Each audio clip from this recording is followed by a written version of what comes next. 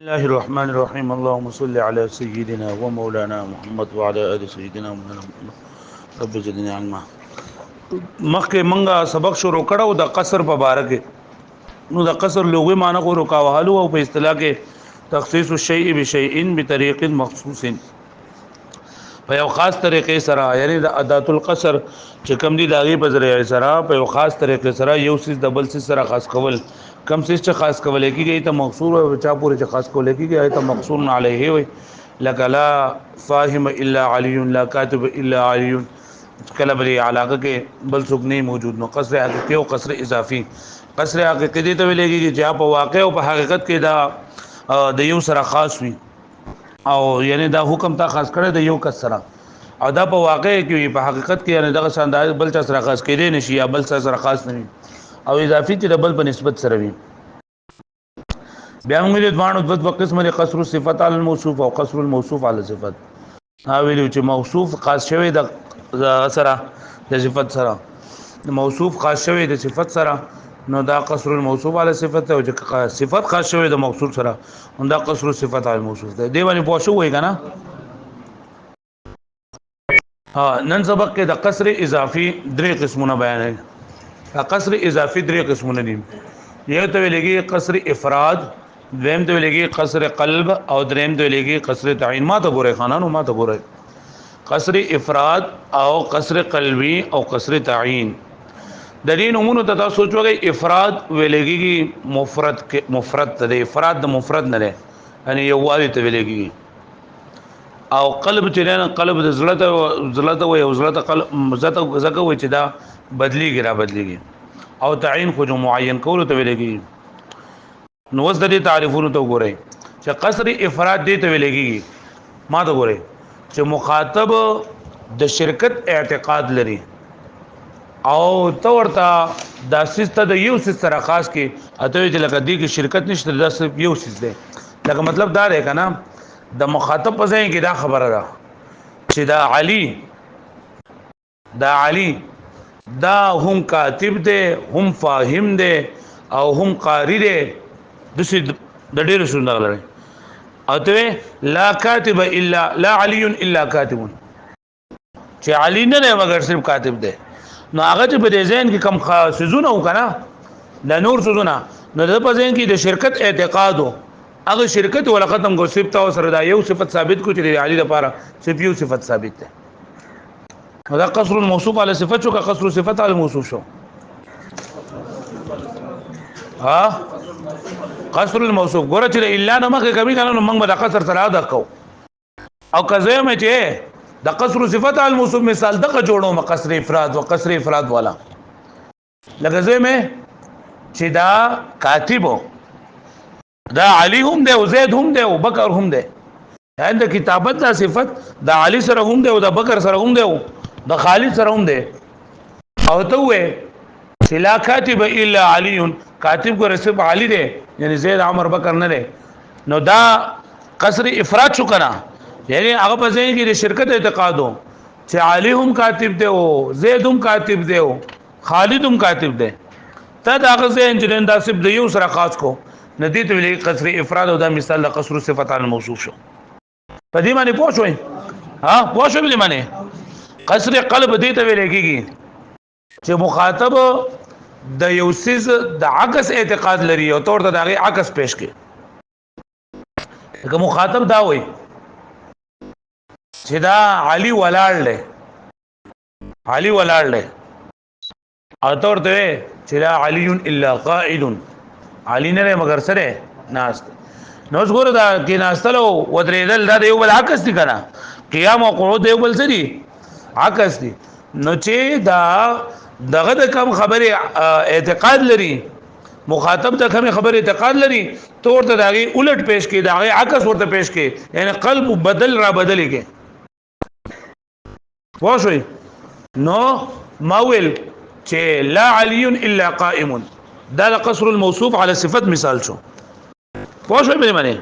ها او ته چې په ذهن کې د مخاطب دا خبره ده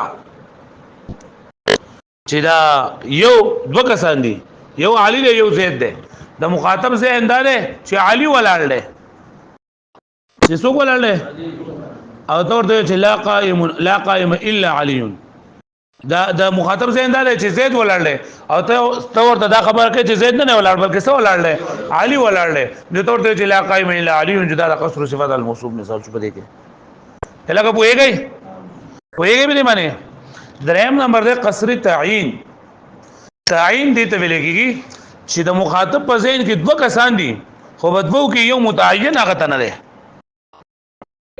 په دې قصر تعین او په قصر افراد کې فرق دی چې په قصر افراد کې شرکت وي او هغه ته پکې یو متعین کول لپاره نه وي خو هغه دا خیالي په قصر افراد کې د مخاطب دا خیالي چې دا حکم د دوه دریو کسانو لپاره ثابت دی د دوه دریو کسانو لپاره ثابت دی نو آی کې د یو لپاره ثابت کې مطلب یعنی شرکت اعتقاد پکې او په دې دغه کې په دې قصر تعین جو هغه منی چې دا حکم صرف د یو لپاره ثابت دی خو هغه یو کم دی دا غیر تعین لپاره قصر تعین نازي لکه دا په پښتو کې دا مثال کوم لکه زه سبق وایم دا احسان الله نوم دی احسان الله او عبد الله د دوه زمانه سبقونه غوري زم بدید په کې یو کس په سبق پويږي یو نه پويږي نو مخاطب په ذهن کې خدا خبره ده چې یو پويږي خدا یو عبد الله دی او یو ترند احسان الله دی نو زه دا غي تعین وکم چې انما الفاهم عبد الله چې دا په سبق باندې پويږي صرف عبد الله نو دا ما تعین وکم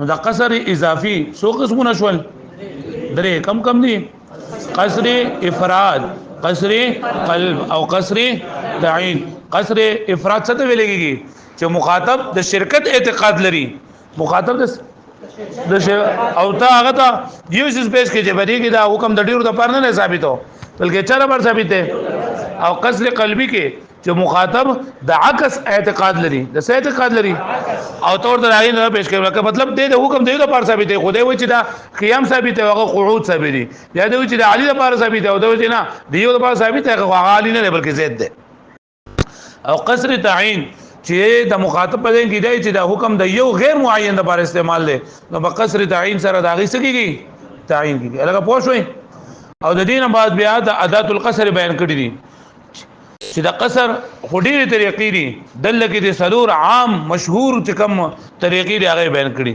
دا کله په کلام کې نفي او استثناء راشي لکه ما او الا راشي نو دا د حصر د پاره لکه قران مجید کې دي ما انتم الا بشر مثلنا تنه مگر د موږ په شان دي سي انسان مطلب لکه زمونږ او پتا کې نو فرق نشته بلکې زموږ په شان دي انسان ویګه به معنی یو ما او الا دویم نمبر دای کې انما الفاهم علي انما يخشى الله من عباده العلماء وایي نو دا انما جردين دا مدد القصر ده دریم نمبر د عطف د لا بذری سرا د بل بذری سرا د لکن بذری سرا دا هم اثر ده لکه ده زید قائم لا قاعد زید ولړ له ناس نه نو دا لا بذری سرا دا قصر شو واښو به معنی او یو سیز چې هغه دغه د زید تاخير وي فاته مقدم کې لګدا قاعده به تاسو د خپل استادانو اوریدلی چې تقدیم د ما حقه التاخير اختصاص پیدا کوي یعنی کم یو سیز دغه زید چې لندا ورستوي اتهرا مخکې دا وس خاصواله کنه لګدا ماز حکیم چې نشاته نه سره ټولنا او دا د ماز حکیم تر ازل کې زما خواته کینه نو دې چې د نور خصاونه د کوم اندره بس خصوصیتي کنه نو دا تقدیم د ما حق او تاخير اختصاص پیدا کوي لکه قران مجید کې نعبدک معنی دا چې نعبد فعل او نحن ضمیر په فاعل او کوم مفعول به او فعل فاعل مفعول به جمله فعلیه خبریه معنی مونږ استا عبادت کوو خو چې کله دا ک مفعول به تو مکه کې نو ضمیر منصوب متصل خو ویل نشي ضمیر منصوب منفصل و اياک نعبد نو معنی مونږ دا کو چې نخصک بالعبادت چې مونږه تا خاص تعالی ر عبادت کوو مونږه او ستانه بغیر مونږ د بل چا نه مدد نه غواړو ستانه بغیر مونږ د بل چا عبادت نه کوو نو دل کې دا مونږ جو خاص تعالی ر عبادت کوو مونږه دا خاص تعالی ر مونږه دا حصر پیدا وکړه تقدیم نو ما حق او تاخير حصر پیدا کوي درین علاوه نورهم دغه لکه وحده راشي فقط راشي ليس راشي لا غیر راشي لیکن دلته سلور ذکر کړی دی خو په اوس وګوره والقصر الاضافي ينقسم باعتبار حال المخاطب الى ثلاثه اقسام